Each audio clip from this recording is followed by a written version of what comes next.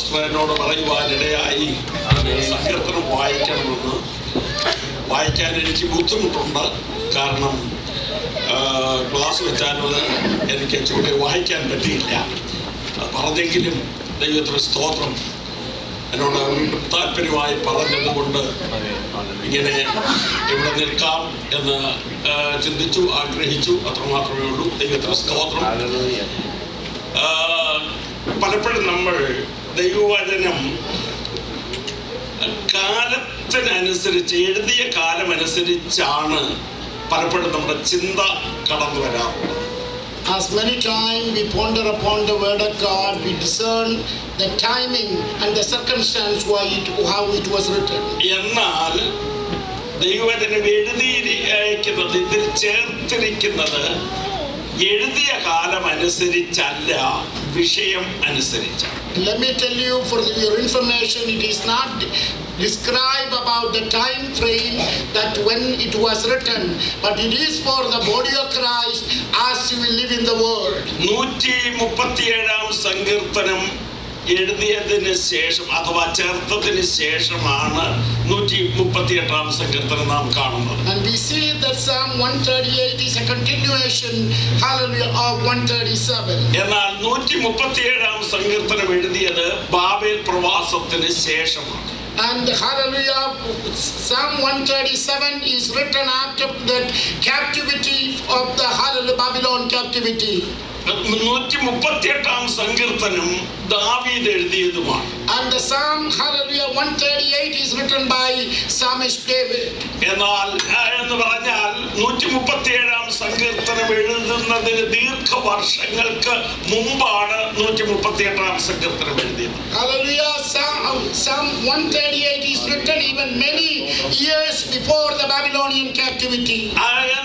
എഴുത്തുകാരന്റെ വ്യക്തിപരമായ വിഷയത്തെക്കാൾ കൂടുതൽ ദൈവജനത്തെ ഉദ്ദേശിച്ചാണ് ഇങ്ങനെ അത് കൂട്ടിച്ചേർത്തിരിക്കുന്നത്. More than the reasoning of a writer, hallelujah, it is for the edification of the body of Christ. ദാവീദ് ഈ സങ്കീർത്തനം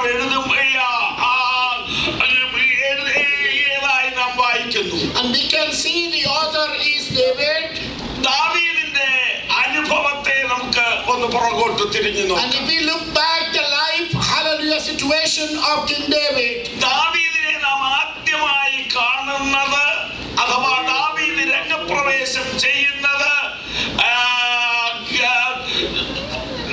ഒരു മല്ലനോട് യുദ്ധം ചെയ്തുകൊണ്ടാണ്. And we can see that hallelujah David's entrance at the first time we can see as he was facing the giant Goliath. ഗോലിയാത്തിനെ കൊന്നുകൊണ്ടാണ് ദാവീദ് രംഗപ്രവേശം ചെയ്യുന്നത്. We can see that hallelujah David stood forth before hallelujah giant Goliath and he killed him. എന്നാൽ തന്റെ ചെറിയ പ്രായത്തിലാണ് താൻ അത് ചെയ്യുന്നത്. Even when he was a lad, Lord used him to be as a warrior.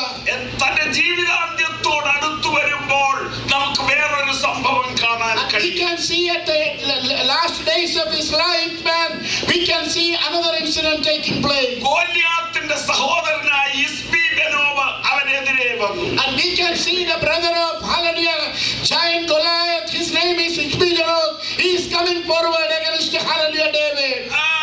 താൻ ഫെലിസ്ത്യനോട് യുദ്ധം ചെയ്ത് ക്ഷീണിച്ചിരിക്കുകയാണ്. And he was tired, hallelujah, became weary after having a battle with the Philistines. വളരെയധികം ക്ഷീണിച്ചതാണ് തിരിക്കുമ്പോൾ തന്നെ കൊല്ലുവാനായി ഇസ്ബീബെനോബ് അടുത്തു. Hallelujah, he was resting after a great battle and he was resting in a place. Immediately we can see Isbibenob is coming forward, hallelujah, devised to kill him. തനിക്ക് യുദ്ധം ചെയ്യാൻ കഴിയില്ലെന്ന് തന്നെയല്ല, കയ്യിൽ വാൾ എടുക്കാൻ പോലും ദാവീദിന് ഇപ്പോൾ കഴിവില്ല. And he was very weary and tired at the time because a great battle that he was performed and he was resting, he was not prepared for another battle. എന്നാൽ ഈ സമയത്ത് ഇസ്ബീബെനോബ് അവന് തുണയായിട്ട് കടന്നു വന്നു. അബീശായി തനിക്ക് തുണയായി കടന്നു വന്നു. ഇസ്ബീബെനോബിനെ വെട്ടിക്കൊന്നു. And we can see that his hallelujah soldier, hallelujah Abishai is coming forward and he is hallelujah smiting Isbibenob. ദാവീദിനെ അങ്ങനെ അബീശായി രക്ഷിച്ചു. Hallelujah. Hallelujah. Likewise, he rescued and saved him out of the hand of his people. അടുത്ത Israel ജനം ഒന്നിച്ചുകൂടി തന്നോട് പറഞ്ഞു, ദാവീദേ, നീ ഞങ്ങളുടെ ജീവൻ കെടുക്കരുത്, ഇനി യുദ്ധത്തിന് പുറപ്പെടരുത്. Hallelujah. Hallelujah. The people of Israel gathered together and told him, advised him like this: we don't want no longer to lead our army in battle, and because you are, hallelujah, inheritance in the hand of God. ദാവീദ് അവരോട് മറുപടി പറയാതെ ഉയരത്തിലേക്ക് നോക്കി പറഞ്ഞു, യഹോവ എന്റെ വെളിച്ചവും എന്റെ രക്ഷയുമാകുന്നു. Hallelujah. David, without giving an answer, he lifted up his eyes to the throne of grace and said like this: my Lord is my light and he is my savior. അവൻ എന്റെ ബലമാണ്, He is my very strength. ഞാൻ ആരെ പേടിക്കും? Who shall I fear? വാർദ്ധക്യത്തിലും എനിക്ക് പറയുവാനുള്ളത്, യഹോവ എന്റെ ജീവന്റെ ബലമാണ്. The Lord is my, hallelujah, strength of my life, that who shall I fear? നിങ്ങൾ പറയുന്നു ഞാൻ വെളിച്ചമാണെന്ന്, എന്നാൽ ഞാൻ പറയുന്നു എന്റെ വെളിച്ചം എന്റെ യഹോവയാണ്. Hallelujah, you are saying that I am a light of your life, but let me tell you, my light is the Almighty God.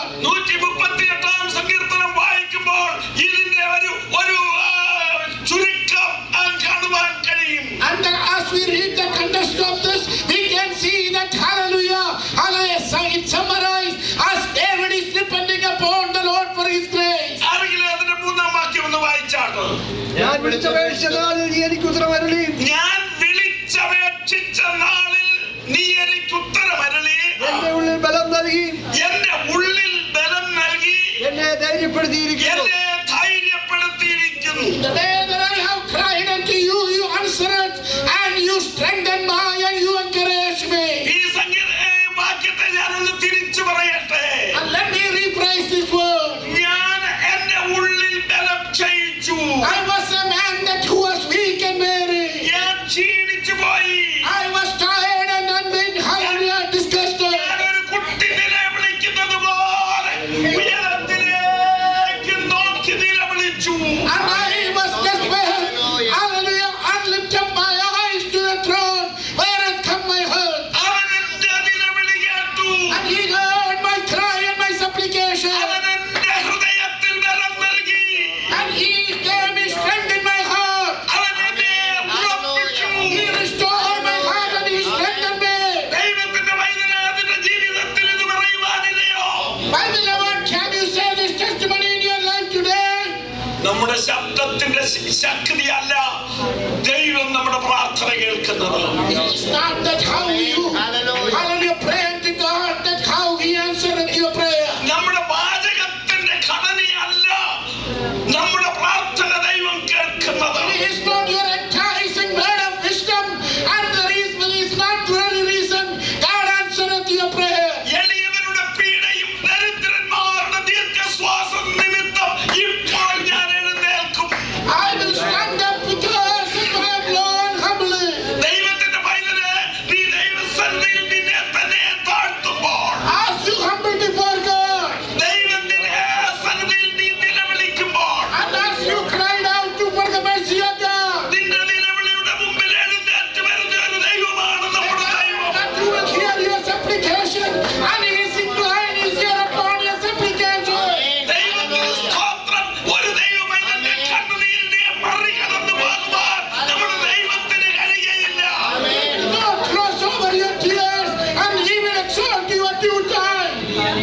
ലാസർ മരിച്ചു. Lazarus died. സ്തോത്രം. ഹല്ലേലൂയ. തന്റെ സഹോദരന്മാര് ദുഃഖത്തിലായി.